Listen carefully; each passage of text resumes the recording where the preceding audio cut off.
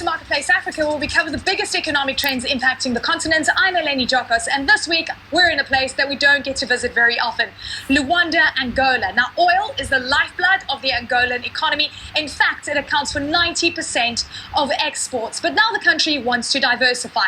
Before it can get that right, it has to overcome many hurdles. Now, according to the World Bank's Ease of Doing Business 2018 report, Angola ranks poorly at 173rd out of 190 countries. But with new leadership right at the top, the government says it wants to bring down barriers, and it's going with a tagline that we've heard before: we're open for business. This derelict building once produced laundry soap. Like many factories in Angola, it's been sitting idle for decades. But now, if this man has his way, soap will be manufactured here once again. When was the last time this soap factory was actually working? I believe in the 80s, end of the 70s, in the 80s. And then it stopped? Yeah, because you need the raw material. So become everything importation. With Angola's robust oil profits, there was no need for a manufacturing industry. It was easier to import. The 1970s and 80s were a tumultuous time for Angola. After independence from Portugal in 1975, a civil war erupted that would last 27 years. When the country transitioned from communism to a market economy in 1992, Italian investor Michael Miser saw an opportunity. He started in commerce, but after the civil war ended, he decided to buy a Portuguese manufacturing company, Induve. I went to Portugal to negotiate the deal to see how we can do it. Looking at the documents, I found out that me and Induve were born the same day. The connection to his birthday in 1957 sealed the deal. You know, Induve is 90,000 square meters. It's 4 kilometers from the port. You are in Luanda. 30% of inhabitants of Angola are in Luanda, so it's the place where to start. But post-war Angola was a tough business environment. But after the 2000, yes, having industry, it was a lot of challenges. You know, was no infrastructure, no electricity, no water supply, no roads. I mean, everything was hard. And we have to manage by ourselves. The international community must understand that 40 years of management that came from Doha, people come from the towns, a weak education, a weak sanitary health care, now it's difficult to upgrade.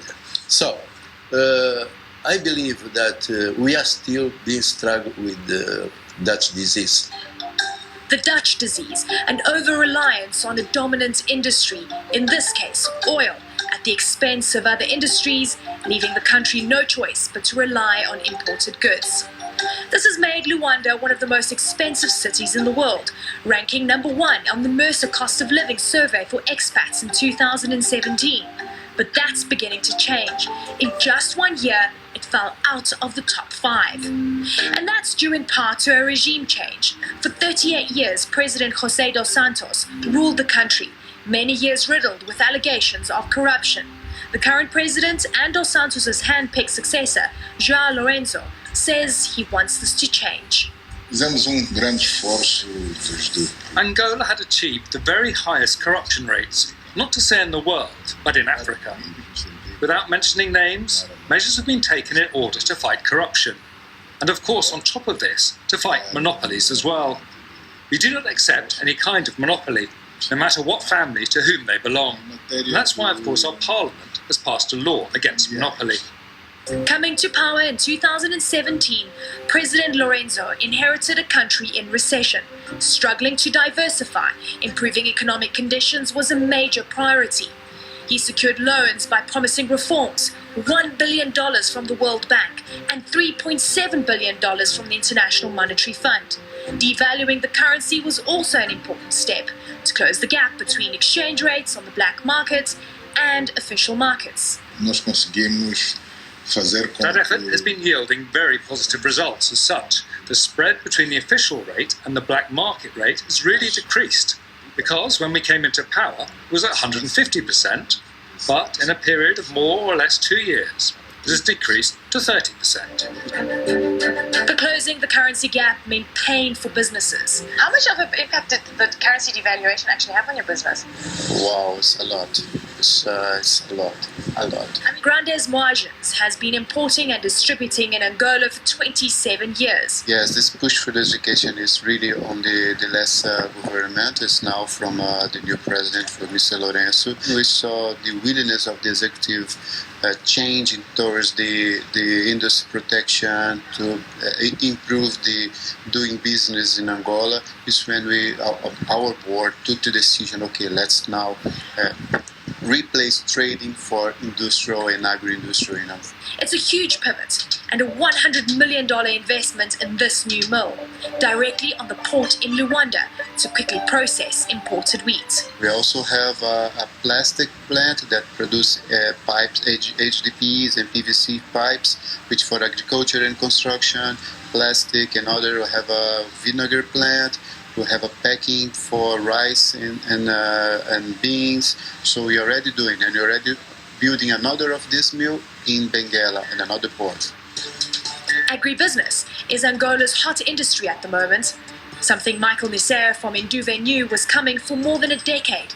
But his investment in this corn mill was a bit premature. So from the 2005 until 2018, we worked like 30% of our capacity was only losses. And now, my factory working from beginning of 2019, even before, 24 hours. We are fully capacity. Induve plans to expand into wheat flour, personal care products, and bringing this soap factory back online. That all depends on whether the Angolan government's plans can translate into long-term returns for investors. Coming up, breaking into the beverage industry, how one company came up with the perfect recipe.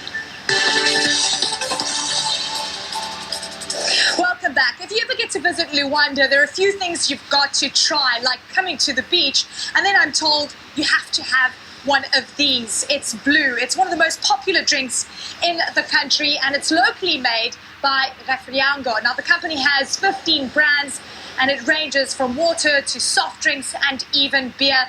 Last year, it diversified further into alcohol by investing $6.2 million into a distillery. But for Chairman Carlos dos Santos, the thirst for success is not over yet. When you are in a market like Angola, that for many years is almost like you see opportunity in everywhere you look at, and so there is a certain tendency to jump into these opportunities. My name is Carlos Santos. I am the CEO of Nuvi Group and Executive Chairman of Refriango in Angola. You guys are one of the biggest producers of drinks on the African continent, but you've got a monster of a company, from what I'm understanding. Just take us through what you do exactly. We are basically a consumer goods company that we focus in beverages and also hygiene and home care products. The company has developed in other areas, so today we are not only industrialists, but we are also retailers, we are also in agriculture, so there are many areas in our group. Blue Passion Fruit is one of the brands that was at the core of our success. So, cheers. Cheers to you. Oh, that's really good. Oh, that's really Happy good. that you like it.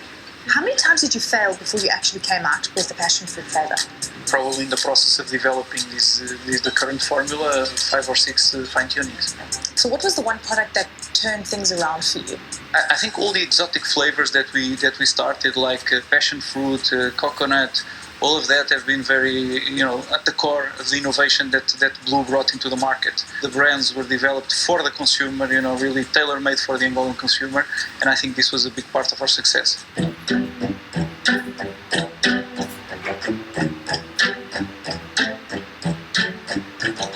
Why did you decide to get into beer 4 years ago in already, quite saturated markets? We wanted to invest more and we wanted to continue growing, and so beer was an obvious decision for us. What's your big money maker?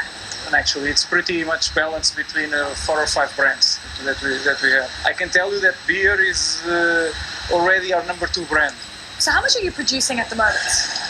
In terms of beverages, we produce a little bit below 500 million liters per year. But you've got capacity to do 2 billion liters. Very so true. why aren't you doing the entire capacity? When we started building our factories, you always think of the future. Yeah. In this type of modern facilities, it's better to have more capacity than to add capacity. So what's your revenue like at the moment? Overall, as a group, we are a little bit shy of $800 million. Where do you guys see Refriango in a few years' time? The first step of our vision is really to be number one in Angola. And then, of course, we have an aspiration to go to other countries. It's important to get into the markets by exporting, then get to know. But, of course, the aspiration is always to build a plant and to produce locally.